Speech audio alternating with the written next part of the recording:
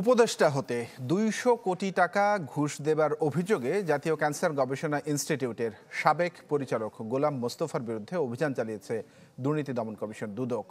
আর Karnaphuli tunnel নির্মাণে রাষ্ট্রের ৫৮৫ কোটি টাকার ক্ষতির অভিযোগে ওবায়দুল কাদের সহ ৪ জনের বিরুদ্ধে মামলা হয়েছে।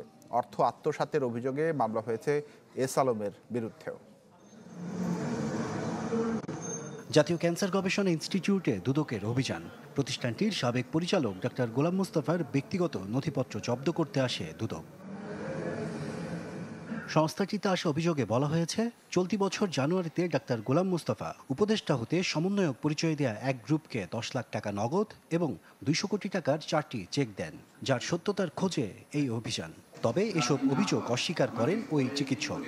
প্রায় ২০০ কোটি টাকার ঘুষের বিনিময়ে উনি সম্প্রতি উনি উপদেষ্টার পদ বাগিয়ে নিতে চেয়েছেন এমন একটা অভিযোগ গণমাধ্যমে এসেছে। আমরা আজকে দুদক প্রধান কার্যালয়ে যে অভিযান পরিচালনা করছি, তার সংশ্লিষ্টভাবে সবকিছু খতিয়ে দেখা হবে। আপনার বাড়ি কিন্তু গোপালগঞ্জ, সমন্বয়কদের দিয়ে আপনাকে গণপিটুনি দেওয়া হবে।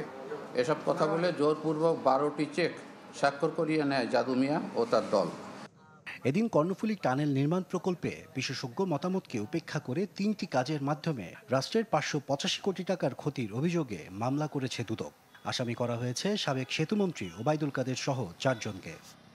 পরিষেবা এলাকা, পর্যবেক্ষণ সফটওয়্যার এবং একটি ট্যাগ বোর্ড অন্তর্ভুক্তির ব্যবস্থা করে সরকারের ৫৯.৮০ মিলিয়ন ডলার, যা বাংলাদেশি টাকায় ৫৮৫ কোটি ২৯ লক্ষ টাকা আর্থিক ক্ষতি সাধনের অপরাধ অনুসন্ধানকালে প্রমাণিত হয়েছে।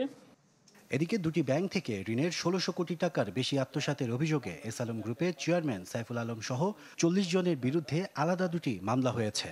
ঋণের নামে গৃহীত ১,০৭৭.১১ কোটি টাকা পরবর্তীতে মোহাম্মদ সাইফুল আলম চেয়ারম্যান এস আলম গ্রুপের স্বার্থ সংশ্লিষ্ট বিভিন্ন প্রতিষ্ঠানে স্থানান্তর, রূপান্তর এবং হস্তান্তরের অপরাধ অনুসন্ধানকালে প্রমাণিত হয়েছে।